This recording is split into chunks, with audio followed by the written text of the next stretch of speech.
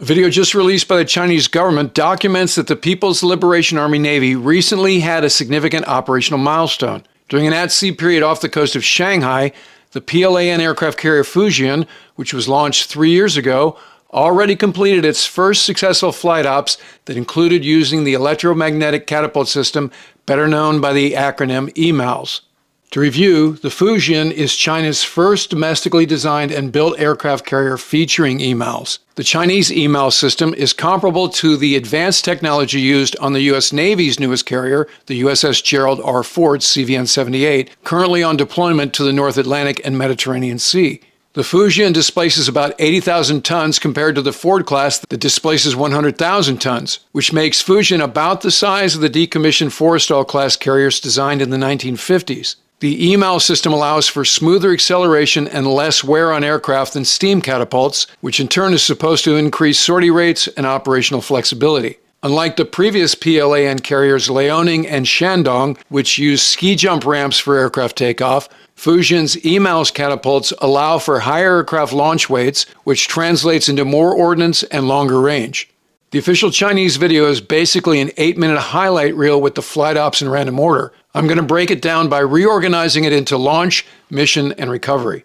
First, we see Fujian sailing out of port escorted by a few tugs. You can see the brown water in the wake, indicating that the channel isn't very deep. Then we see views from the bow looking aft and from above. Note that there are only 3 catapults compared to the U.S. Navy Nimitz and Ford class that have 4. That matters when comparing sortie generation rates of the carriers, arguably the most important combat variable. Now we're on the flight deck with a KJ-600 taxiing for launch. The KJ-600 is the PLAN's version of the U.S. Navy's E-2 Hawkeye Advanced Early Warning Aircraft, both that feature twin turboprop engines and a large circular radar dome above the fuselage. Here's a view from what's known as the bubble, which is where the catapult officer is located during launches instead of standing on the flight deck. This technology is a ripoff of what's used on the American Nimitz-class carriers, the first of which was commissioned in the early 70s. Then we see some flight deck personnel, and while at a glance the 4 cranials to the right of the green one look red, they're probably the Chinese version of brown, because in the U.S. Navy, red indicates ordnance handlers. Not sure if that's the same for the PLAN.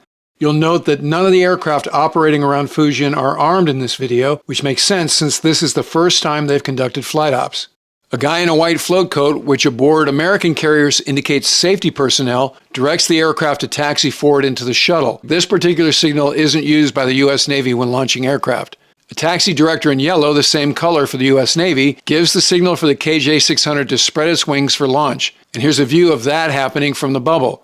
Then a green shirt flashes the weight board to verify the launch weight of the aircraft with the co-pilot before showing the number to the shooter, who determines the EMALS settings for launch. Over the green shirt's shoulder, you can see 032, and what you can't see is the other 3 zeros indicating 32,000 kilograms, which converts to just over 70,000 pounds, which is about 15,000 pounds heavier than the max launch weight of an E-2 Hawkeye. Then we see a brown shirt connecting the holdback, which keeps the aircraft's launch bar snug in the shuttle until the catapult fires. Then 2 white shirts follow the nose gear into the shuttle, something that green shirts would do in the U.S. Navy, and then one of them signals for the catapult to go into what we call tension. You can see the shuttle pull tight against the KJ-600's launch bar. The shooter in the bubble is ready to launch. The video cuts to a female sailor on the bridge, not sure why, maybe indicating that PLAN flight ops require permission from the bridge for every launch, which is not the way the U.S. Navy does it, and then the KJ-600 gets airborne. Note the 4-digit aircraft side number instead of the 3 digits that the U.S. Navy uses. The airplane climbs straight away instead of doing a clearing turn to the right, as would be appropriate during daytime Case 1 flight ops aboard an American carrier.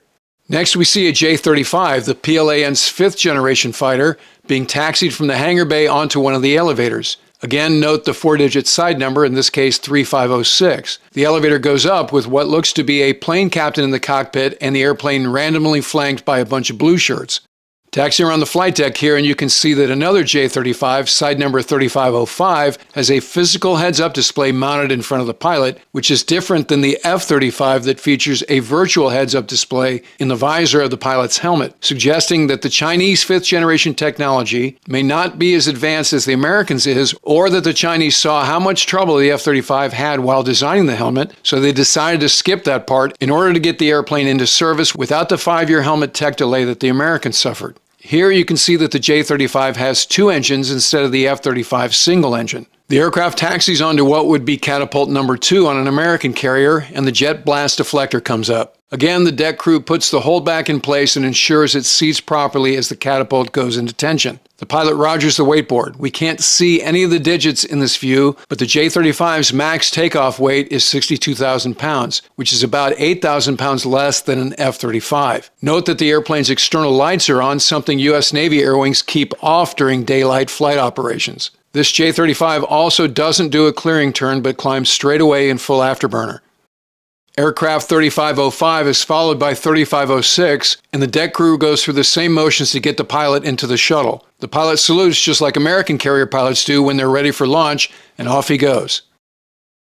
The J-35s are followed by a J-15, which the Chinese developed using the Russian Su-27 design, an action that caused the Russians to withdraw from a deal to sell the Chinese Su-33s because of the violation of intellectual property agreements. The Chinese came into the possession of a Ukrainian Su-33 and wound up reverse engineering it to incorporate many of the features into the J-15. The PLAN has developed two carrier-based versions of the J-15, a fighter attack version and an electronic attack version like the U.S. Navy's EA-18G Growler. Aircraft 1513 taxis onto Cat 2 as the JBD goes up behind it. This side view shows the intake design stolen from the Russians that the Russians stole from the American F-14 design. Once again, the white shirts check the holdback and the launch bar in the shuttle. And as the previous aircraft did, the J-15 climbs straight away without doing a clearing turn. Next, we see a formation of J-35s and J-15s, obviously shot at a different time because there are more than two of them, and the J-15s are carrying missiles. Here's a head-on view of one of the F-35 pilots. Then we see a J-35 in the landing pattern. Looks like this one's on downwind leg. Another view of the pilot concentrating on final approach. Cut away to the airplane in the groove, this one with its hookup, and then the view from the starboard side of the Fujian, most likely shot from a helicopter, of the airplane trapping on the deck. Here's a view from the island of the jet catching the 2-wire. Note that Fujian has 4 wires like U.S. Navy carriers used to. The Ford class only has 3. Here we see a green shirt making sure the wire doesn't tangle as it retracts, just like American flight deck crews do. Next, we have what appears to be a J-15 coming into the break. Not sure the exact altitude, but it looks higher than the 800 feet dictated by the U.S. Navy's Case 1 pattern. Another view from the starboard side of the airplane successfully catching a wire, and then a cool shot from under the catwalk at the stern, followed by aircraft 1516 catching a 3-wire.